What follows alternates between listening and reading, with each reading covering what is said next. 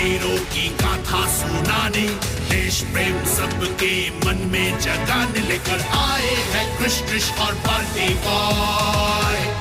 भारत है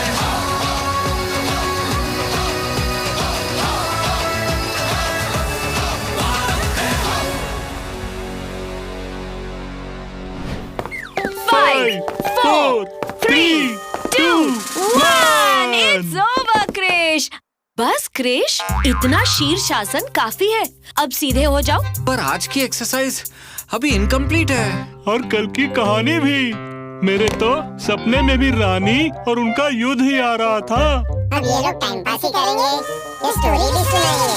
of course, संस्कृति story mode on.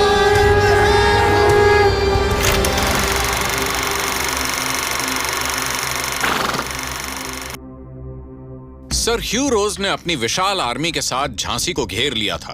अंग्रेज तोपों से आग के गोले बरसा रहे थे। रानी लक्ष्मीबाई और झलकारी ने भी टफ फाइट दी, लेकिन उनका नुकसान बहुत ज्यादा हो रहा था। उनके काफी सैनिक मारे गए थे और काफी घायल भी थे, जिससे रानी के दूसरे सिपाहियों का मनोबल कमजोर पड़ रहा था।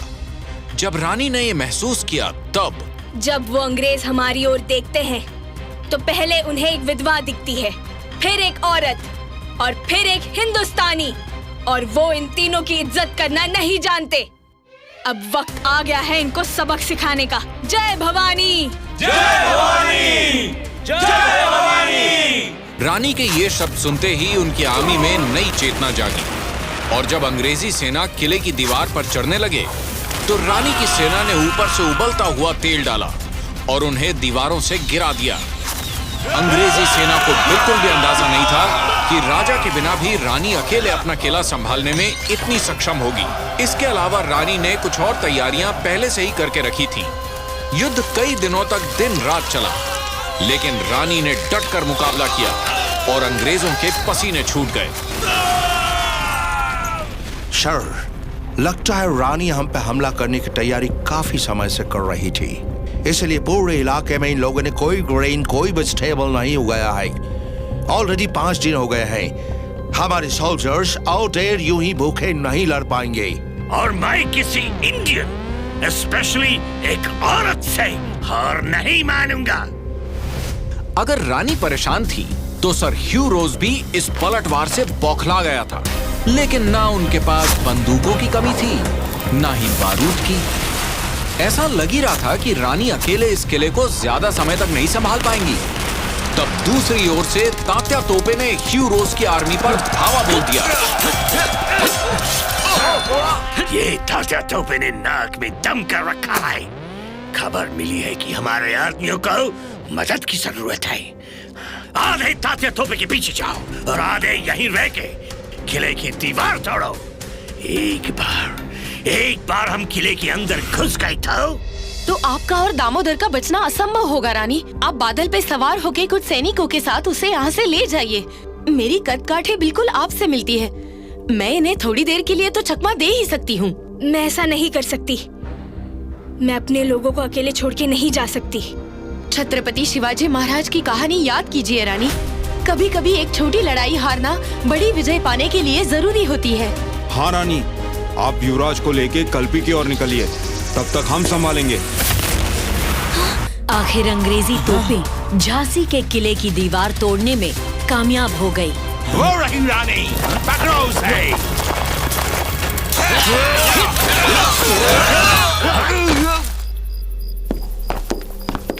सर, रानी पकड़ी गई। आखिर में तुम्हें हमारे सामने झुकना ही पड़ा। ये लक्ष्मीबाई नहीं है। तो कौन है ये? उनकी परछाई। कहाँ है लक्ष्मीबाई? झांसी वालों के दिल में, स्वराज के नारे में, इस मातृभूमि के कतरे कतरे में।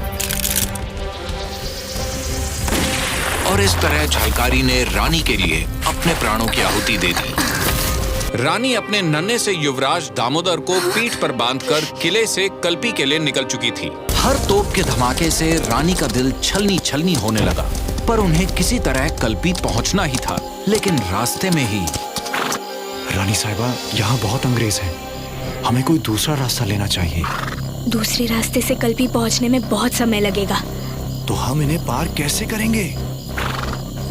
इन्हें हरा नहीं सकते, पर उलझा जरूर सकते हैं। मेरे पास एक योजना है, सुनो। है यू, कौन हो तुम और कहाँ जा रहे हो? तुम्हें कमांडर यूरोस का ऑर्डर नहीं मिला? कैसा ऑर्डर? कमांडर यूरोस 7 दिनों से झांसी में अटके हैं। रानी और तात्या तोपे ने हमें दोनों ओर से घेर रखा है। वहां राशन नहीं है और तुम यहाँ खड़े सवाल कर रहे हो। हमें 2-3 स्टेशन से राशन लेके वापस भी जाना है। तुम्हें हम पे शक है? तो ठीक है, हम यहीं ऑर्डर आने का इंतजार करेंगे। लेकिन अगर कमांडर यूरोस ने पूछा कि हमें देर क्यों हुई, तो नाम तुम्हारा लगेगा और उनका गुस्सा तो तुम जानते ही हो। यूरोस का नाम सुनते ही अंग्रेजी सिपाहियों ने रानी और उनकी टुकड़ी को जाने दिया। रानी की तरकीब काम कर गई। उन्होंने खाने के सामान और कुछ हथियार उस ब्रिटिश कैंप से इकट्ठा किए और वहां से निकल गई।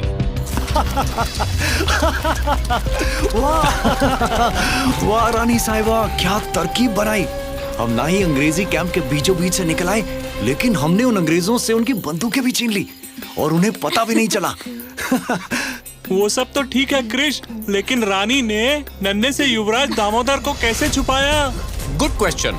बता दूं, दामोदर को रानी ने नीचे घोड़े के पेट से बांध दिया था और वो उनके और साथियों के बीच में रही ताकि युवराज नजर ना आए। अरे वाह, ब्रिलियंट आइडिया। लेकिन थोड़ी दूर जाने पर उन्हें पीछे से एक आवाज सुनाई दी, You cheat! रानी ने पीछे मुड़कर देखा तो वही अंग्रेजी सिपाही था जो अपने और साथियों के साथ वहां पहुंच गया था। एक घमासान युद्ध हुआ जिसमें रानी के सिपाही मारे गए। दामोदर को बचाने के लिए रानी के पास अब वहां से भागने के अलावा और कोई चारा नहीं था। उन्होंने अपने घोड़े बादल को गुहार लगाई, बादल, अब दौड़ना नहीं, उड़ना है। बादल सच में उड़ के रानी को कल्पी तक ले आया, लेकिन उसकी सीमा में प्रवेश करते ही बादल क्या हुआ बादल को? बादल ने दम तोड़ दिया। बादल, तुम्हारी कुर्बानी कभी नहीं भूलेंगे साथी। आजादी की उस पहली लड़ाई में झांसी नहीं, दिल्ली, मेरठ, बिठूर के फौजी भी हार चुके थे। रानी ने अब और राजाओं, क्रांतिकारियों से मुलाकात की, जिसमें तात्या टोपे भी शामिल हुए। हारने में और हार मान लेने में फर्क होता है। मुझे अपनी झांसी वापस चाहिए और इसके लिए ग्वालियर के राजा से सहायता लेनी होगी। लेकिन वो तो अंग्रेजों का साथ दे रहे हैं। मगर वहाँ की जनता हमारा साथ जरूर देगी। रानी लक्ष्मीबाई तात्या टोपे के साथ ग्वालियर पहुंची। रानी लक्ष्मीबाई की जय! रानी लक्ष्मीबाई की जय! रानी लक्ष्मीबाई की। जब वो महल में गई तो राजा चैन की नींद सो रहा था। रानी की तलवार ने उसे नींद से जगाया। जब देश जाग रहा हो तो सिर्फ एक गद्दार ही ऐसे सो सकता है, और गद्दारों की मेरी मातृभूमि में कोई जगह नहीं। राजा भयभीत होकर भाग गया। रानी की बात सच निकली। ग्वालियर की जनता ने रानी को समर्थन दिया। रानी लक्ष्मीबाई की जय! रानी लक्ष्मीबाई की जय! लेकिन इससे यूरोस तिलमिला उठा। रानी लक्ष्मीबाई, रानी लक्ष्मीबाई! अगर एक और बार मुझे ये नाम सुनाई दिया तो मैं सबकी जुबान खींच लूंगा। ग्वालियर पे आक्रमण की तैयारी करो।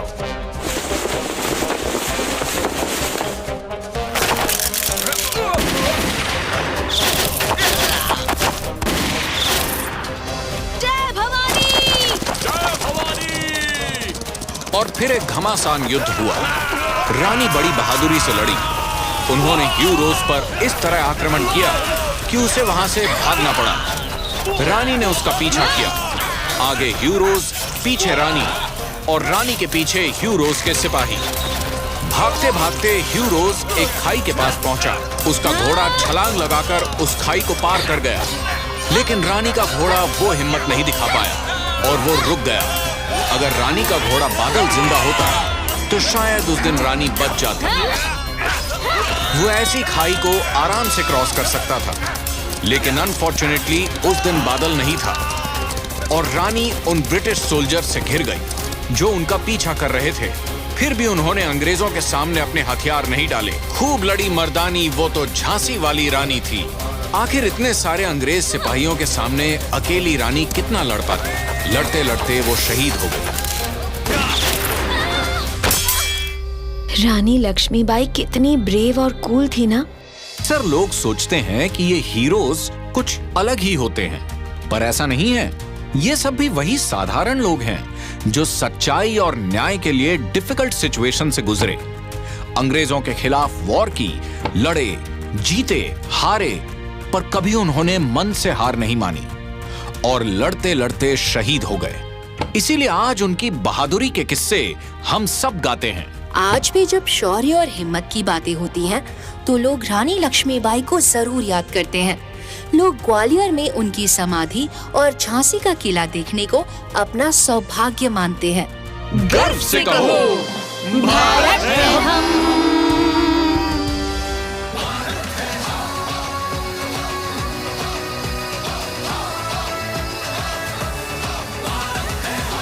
दोस्तों, अगर ये कहानी सुनने में आप लोगों को इतना मजा आया, तो सोचिए देखने में कितना मजा आएगा। देखिए क्रिश ट्रिश बाल्टी बॉय भारत है हम, हर रविवार सुबह 11 बजे दूरदर्शन पर। और हमारे स्ट्रीमिंग पार्टनर्स हैं Amazon प्राइम वीडियो और Netflix। Stay tuned.